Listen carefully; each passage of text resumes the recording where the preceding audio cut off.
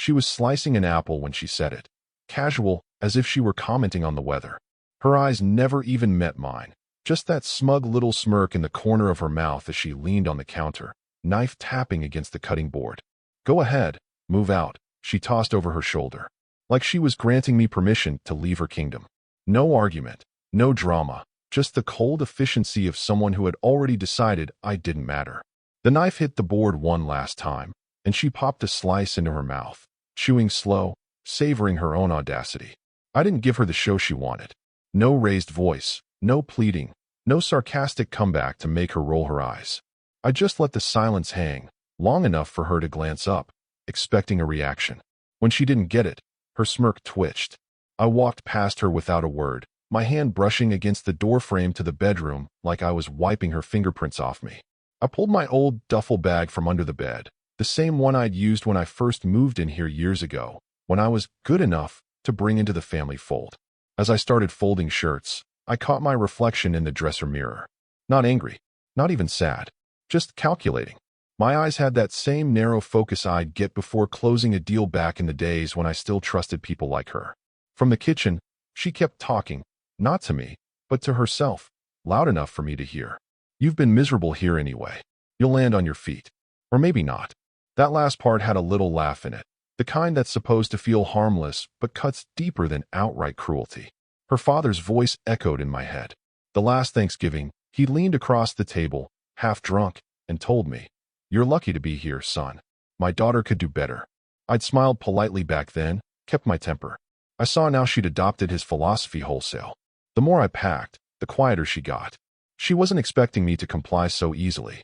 In her mind, I was supposed to resist, fight her, prove I cared enough to stay.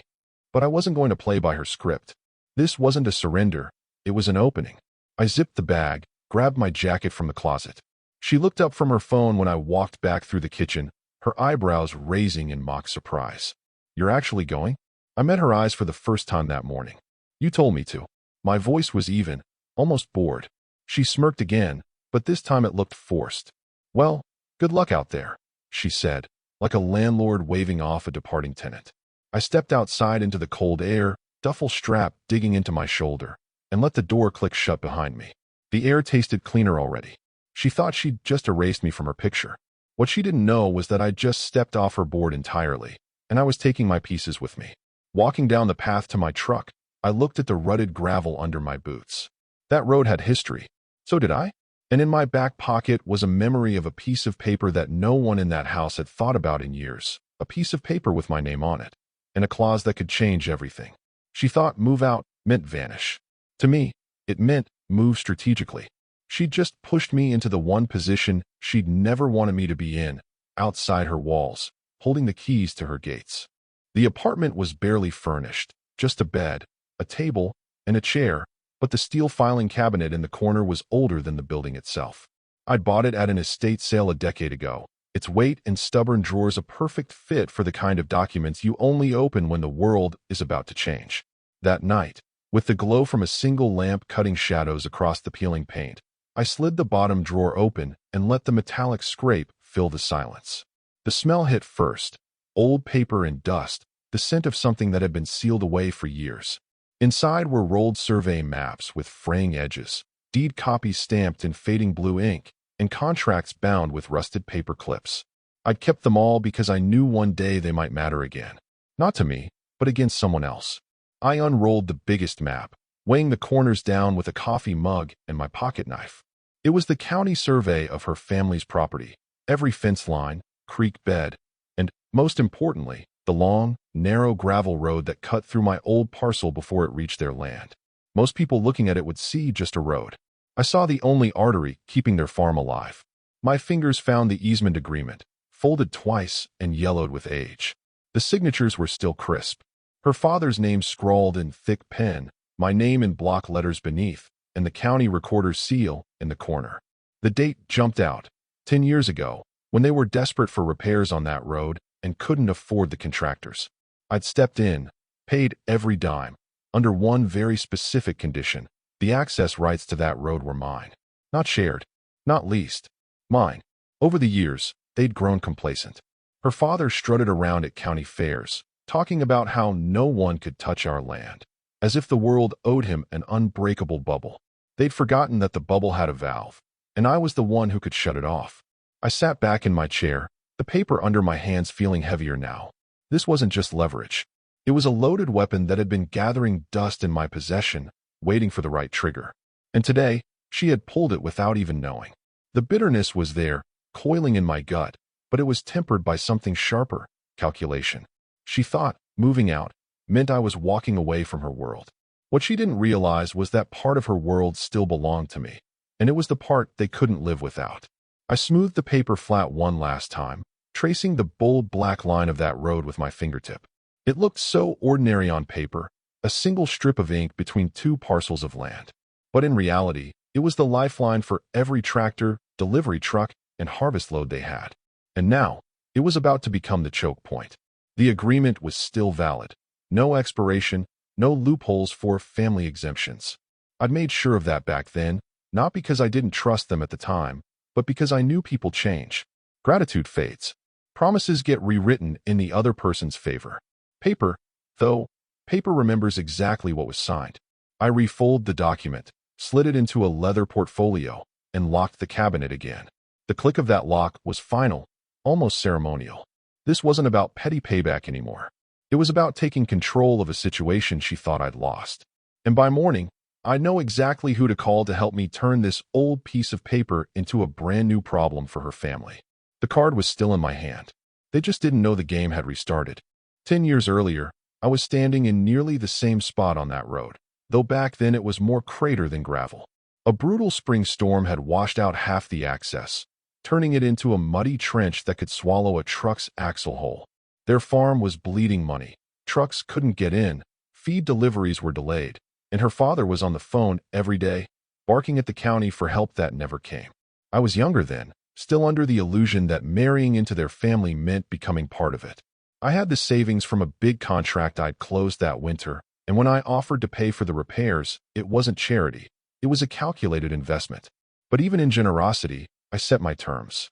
I remember laying it out over coffee at their kitchen table. I'll front every cent. In exchange, you transfer full access rights to me. Her father had laughed, slapping the table like I'd just told the smartest joke he'd ever heard. Hell, if you're paying for it, you can own the whole damn road. We signed the paperwork that afternoon. I remember the way her father's pen dug into the paper, like he wanted the county clerk to feel his gratitude. They couldn't have been happier. Her mother even baked me a pie the next day. Back then, they saw it as a lifeline. I saw it as an insurance policy. The repairs were finished in weeks, the road better than it had ever been. Gravel laid thick, drainage fixed, a smooth enough surface for semis to pass without rattling apart. It wasn't long before the farm was back to humming, and with it, their pride. Pride so big, in fact, it left no room for the memory of who had made it possible. Years passed, and the story they told changed. My contribution became a family effort, then an arrangement with a friend, and finally, just another piece of their untouchable empire. Her father especially liked to puff out his chest at county events, telling anyone who'd listen, "No one can touch our land. We've been here 3 generations, and no outsiders got a say." I'd stand there, drink in hand, listening to him rewrite history in real time. But I never corrected him. I never reminded him that the one road in and out was tied to my name in the county records. I let him talk, because I knew that memory lapses can be dangerous for the one who forgets, and very profitable for the one who remembers. And now, sitting in my apartment with that folded easement in front of me, I realized just how deep their forgetfulness ran. They had built their sense of invincibility on a piece of land that wasn't truly theirs to control. Every truckload of feed, every buyer coming to inspect cattle, every harvest leaving their property, it all had to pass over that strip of gravel. It wasn't just access. It was oxygen. And I owned the valve. That old bargain, signed in a moment of desperation, had aged like fine wine. The ink hadn't faded, and neither had my awareness of what it meant. Back then, I thought maybe one day it might give me leverage in a business deal or during a neighborly dispute. I hadn't imagined using it to gut their entire operation. But then again, I hadn't imagined my wife smirking in our kitchen, telling me to go ahead and move out, like I was a stray dog she was shooing off the porch. Their security had always been my gift. All I had to do now was take it back. And I would, surgically, legally, without a single raised voice. I hadn't spoken to Evan in nearly 7 years, not since we'd run into each other at a mutual friend's wedding. Back in college, he'd been the kind of guy who could smell an opportunity the way a shark smells blood. While I'd gone into more traditional work, Evan had taken his degree, rolled the dice in real estate, and never looked back. Last I heard, he was the man behind half the industrial parks and upscale housing developments springing up in the county. He didn't just have money, he had reach. I sat at my small kitchen table, the easement agreement lying flat in front of me, my phone in hand. My thumb hovered over his contact for a moment. This wasn't a call you made lightly. If I opened this door, there was no going back, not for me, and definitely not for them. Then I pictured her leaning against that counter, telling me to go ahead, move out, like I was disposable. My thumb hit call. Evan picked up on the third ring, his voice exactly the same. Confident, a little amused, like every conversation was a chess match he was already winning. Well, I was just thinking about you the other day, he lied easily. What's got you calling me after all this time? I've got something, I said, keeping my tone even. Something that will make you very rich and make certain people very miserable. That got his attention. His voice shifted, interest sharpening instantly. Go on. I told him about the road. Not the whole story, just the facts that mattered to him. Privately owned, sole legal access to a large piece of agricultural land. Prime position for leverage. Locked in by an agreement with no expiration. He was quiet for a moment, and I could hear him calculating on the other end. You're saying this road is their only way in or out. Exactly, and you own it outright. Until I decide otherwise. He let out a low whistle. That's interesting. Very interesting. What are you looking to do with it? I want it sold. To someone who can use it effectively. And quietly. The less attention we draw before it's finalized, the better. There was a pause, then the sound of him leaning back in his chair. I knew that sound from our college poker games. It meant he was all in, but already thinking about how to make the pot bigger. I can make that happen. I've got an LLC we can run it through. Clean transfer, no one the wiser until it's done. But you understand, once it's in my hands, I'll be creative with it. That's the idea. He laughed then, the kind of laugh that never bodes well for someone else. All right, send me the details. We'll make this fast. When I hung up, I didn't feel guilty. I didn't even feel vengeful. I felt prepared. This wasn't about throwing a punch. It was about setting up a structure so heavy that, when it fell, it would crush everything underneath without me ever having to touch it again. The weapon was chosen. And the best part? I wouldn't be the one swinging it. The notary's office was one of those places you'd miss if you weren't looking for it. Wedged between a dry cleaner and a shuttered bakery, blinds half drawn, a faded, open sign flickering in the window. Perfect for what I needed. No fanfare, no curious onlookers, just a desk, a pen, and a legal seal. Evan was already there when I arrived, sitting with that relaxed, predatory posture of a man who knows he's about to acquire something valuable for far less than it's worth. The easement agreement lay on the table in front of him, alongside a fresh contract he'd drafted through his LLC. I glanced over the new paperwork, line by line. No surprises, he'd kept his word. Every access right, every maintenance responsibility, every legal inch of that gravel road would now belong to him. The notary, a man in his 60s with tired eyes, slid the documents toward me. Sign here. And here. His voice was flat, businesslike. He didn't ask questions, didn't care what this transaction meant beyond the ink. That was good. Questions were dangerous. I took the pen and signed with a steady hand. My name appeared in bold strokes, and just like that, a decade-old promise transformed into a modern weapon. I slid the papers back across the desk, and Evan added his signature beneath mine. The notary stamped each page with a heavy clunk of his seal, that deep imprint locking the deal into the county's records. Evan gave me a thin smile. Once this is filed, it's mine. I'll have the wire sent before the ink's even dry. True to his word, my phone buzzed with a bank notification before we even left the building. The lump sum hit an account she didn't even know existed, one I'd opened years ago for future projects. It was more than enough to start over, but this wasn't about starting over. It was about ensuring she never stood on solid ground again. As we stepped outside, the late afternoon light cut sharp shadows across the street. Evan tucked the folder under his arm like a man carrying a loaded gun, which, in a way, he was. Give it a week, he said, unlocking his car. By then, they'll know. But they won't understand until it's too late. I nodded, watching him drive off, the documents riding shotgun. The street was quiet again, the notary's blinds still half drawn, as if nothing significant had just happened.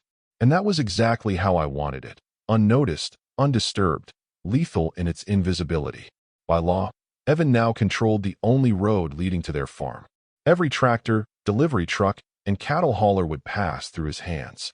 And because I'd handed it over cleanly, I was untouchable. If anyone came looking for the person who had taken away their lifeline, they'd find a corporation with a polished lawyer, not me. Walking back to my truck, I felt a kind of calm I hadn't known in weeks. This wasn't the shaky adrenaline of a heated fight. It was the quiet satisfaction of placing the final piece in a puzzle I'd been building for a decade. The fuse was lit. They just didn't know the fire was crawling toward them yet. 3 days later, the first ripple hit.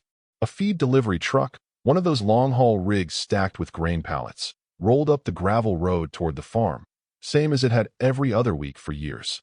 But this time, it didn't make it past the tree line. A brand new steel gate blocked the path, the kind you'd see guarding an industrial yard, not a country lane. There was a small booth beside it, manned by a stocky guard in a dark jacket, clipboard in hand. The driver leaned out his window. "Gates closed. What's going on?" The guard flipped a page on his clipboard. "New ownership. Private road now. Toll fees due before entry." The driver laughed, thinking it was a joke. "Yeah, right. Let me through. I've got a schedule to keep." "No fee, no entry," the guard said flatly, stepping closer. "Your company should have been notified." It took all of 10 minutes for the call to reach the farmhouse. Her father, already suspicious whenever anything disrupted his routine, stormed out the door, coat half on, muttering curses. He drove down to the gate himself, dust kicking up behind his truck. "You can't block this road. This is our land," he barked, before the guard could even greet him. The guard didn't flinch. "Sir, the road is now privately owned by Redline Development LLC. You'll need to speak with them about ongoing access. The county records were updated last week."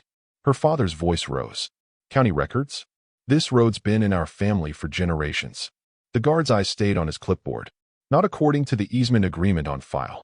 I'm just here to enforce what's already signed." That was the first moment, just a flicker, where I'm told his confidence cracked. He drove straight to his office in town and called the county clerk, demanding they fix the mistake. The clerk's answer was polite but final. The transaction was legitimate, recorded, and irreversible without the consent of the current owner, Redline Development. By that afternoon, the truck was still parked on the side of the road, driver leaning against the hood, smoking while he waited for instructions. The farmhands started whispering about what it meant. A few of them remembered my name being on old paperwork. Most didn't connect the dots yet. Back at the farmhouse, she stood in the doorway, watching her father pace. She wasn't worried, not yet. She figured it was some kind of bureaucratic mix-up, one phone call away from being undone. But he knew better, even if he didn't say it out loud. He'd dealt with developers before. Developers didn't buy something unless they planned to squeeze every drop of value from it. And if they controlled the only road in, that value was about to come directly from his pocket. It wasn't fear yet, just annoyance and unease. But unease spreads. And once it takes root, it doesn't let go. By the next morning, the unease had calcified into something harder. Her father summoned everyone to the farmhouse dining room. Siblings, spouses, even the cousin who only ever showed up when he smelled free food. The long oak table was covered in papers, printouts from the county registry, photographs of the new gate, and a copy of the toll schedule Redline Development had sent over by courier. He didn't waste time on small talk. "This is extortion," he barked, slamming his palm against the table so hard a coffee cup rattled. "No outsider is going to choke us off from our own land." Her brother muttered something about just driving through anyway, but her father shot him a glare sharp enough to cut glass. And get arrested for trespassing? That's exactly what they'd want. The family lawyer, a man who'd been on their payroll for decades, sat quietly at the far end of the table. When her father finally turned to him, demanding options, the lawyer cleared his throat and slid a folder across. Inside was a photocopy of the easement contract, the county seal bright as the day it had been filed. "This is the problem," the lawyer said evenly. "It's not a mistake, and it's not extortion. This is perfectly legal. Whoever sold this," he tapped the top of the page, "had every right to do so. The buyer now owns full control of the road." Her father's voice boomed. "So we sue. We'll drag them into court until they beg to sell it back." The lawyer didn't even look up. You'll lose. The language is airtight. It was signed willingly, and it has no expiration clause. It's as valid today as it was when it was written. He paused, letting the weight of that sink in. Your only realistic option is to negotiate, which, judging from this toll schedule, won't be cheap. The schedule was brutal, a flat fee for every vehicle entering or leaving, plus maintenance surcharges that spiked during harvest months. Her sister-in-law whispered the math under her breath, numbers that, over a season, could eat their profits alive. Her father paced, jaw clenched, muttering about how no one does this to us. But the more he ranted, the clearer it became to everyone in the room. They were trapped. Every bale of hay, every feed truck, every head of cattle had to pass through that gate. And every time it did, Redline got richer. She sat near the window, arms crossed, eyes darting between the papers and her father. She still didn't say my name, but I could see it in her face. She was starting to wonder. And that was fine. Wondering meant the seed had been planted. The meeting dragged on for hours, but by the end, the conclusion was unavoidable. They could either pay the tolls or watch the farm wither. No one liked it, but no one had a better answer. It was the first time in his life her father had been cornered without a single move left on the board. And I wasn't even in the room yet. It was almost midnight when the knock came. Not the casual tap of a neighbor or the rhythmic pound of a delivery. This was sharp, insistent, urgent. I already knew who it was before I even reached the door. She stood in the hallway under the dim yellow light, hair pulled back in a messy knot, coat thrown over her pajamas. Her eyes were wide, not from surprise but from the kind of restless anger that burns hotter the more it's contained. She didn't wait for an invitation. She stepped forward until she was inches from me, her breath quick in the cold air. You did this. Her voice wasn't a question. It was an accusation, a verdict she'd already passed. I leaned on the doorframe, letting the silence stretch. Her gaze darted over my face, looking for the smallest twitch of guilt, some sign that she'd caught me red-handed.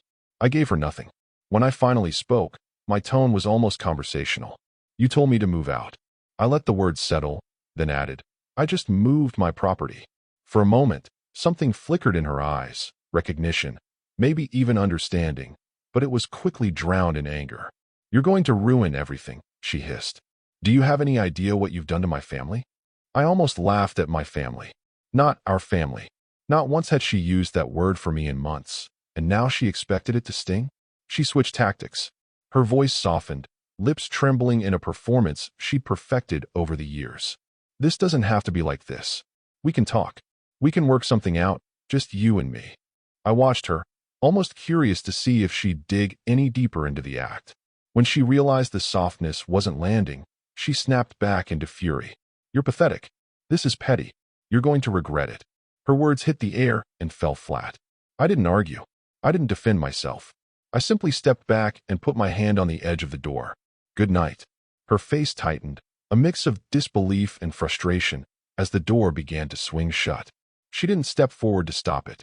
She just stood there, breathing hard, until the latch clicked and the world on my side of the wood went quiet again. I stood for a moment, hand still on the door, feeling the weight of what had just happened. Not guilt, not triumph, just a deep, steady calm. She had come here expecting to bargain, threaten, or shame me into undoing what was already set in motion. Instead, she'd walked away with the confirmation she feared most. I wasn't bluffing. In that silence, I realized something important. The property transfer, the tolls, the locked gate, those were just mechanics. The real blow had landed tonight, in the narrow strip of hallway where she'd looked me in the eye and seen that I was done playing her game. And there's no toll high enough to buy that back. By the second week, the rhythm of the farm had changed, not in the way seasons change, but in the way a machine grinds to a halt when someone pulls a crucial gear. The feed trucks stopped coming first.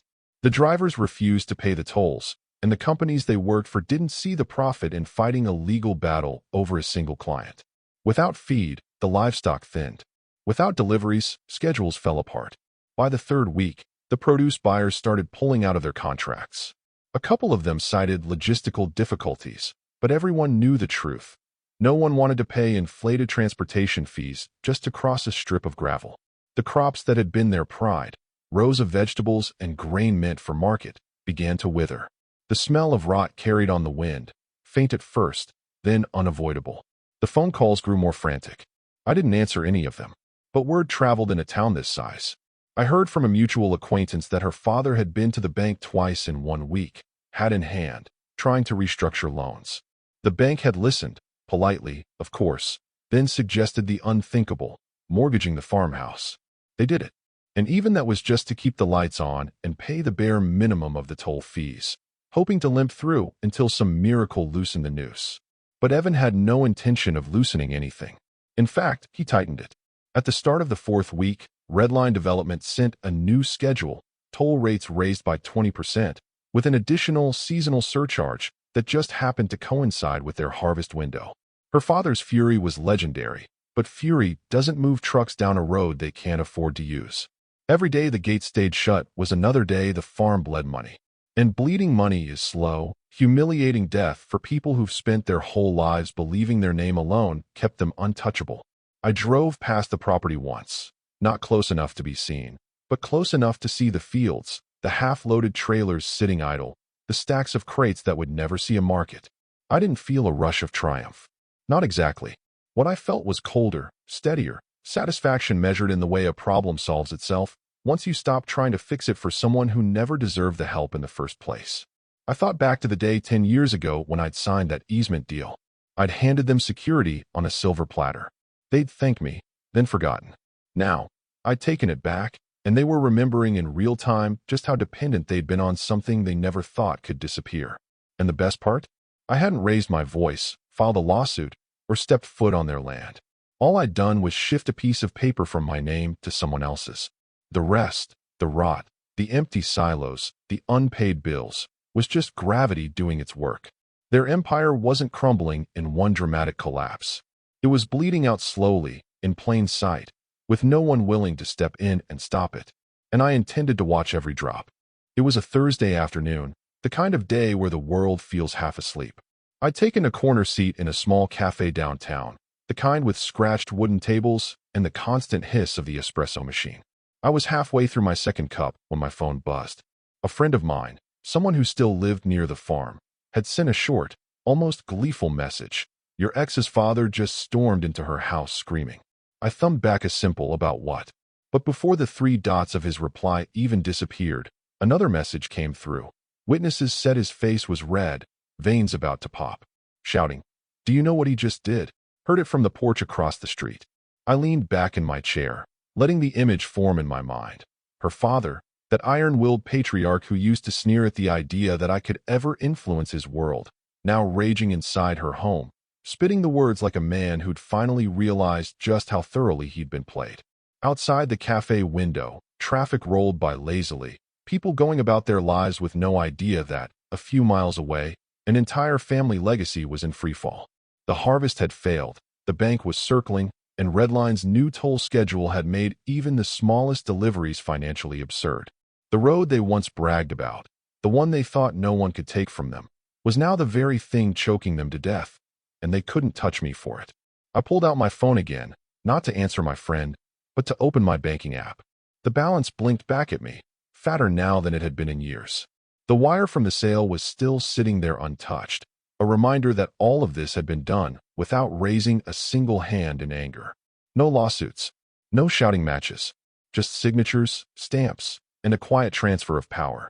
The barista came by to top off my coffee, and I caught my reflection in the dark surface of the cup, calm, unhurried.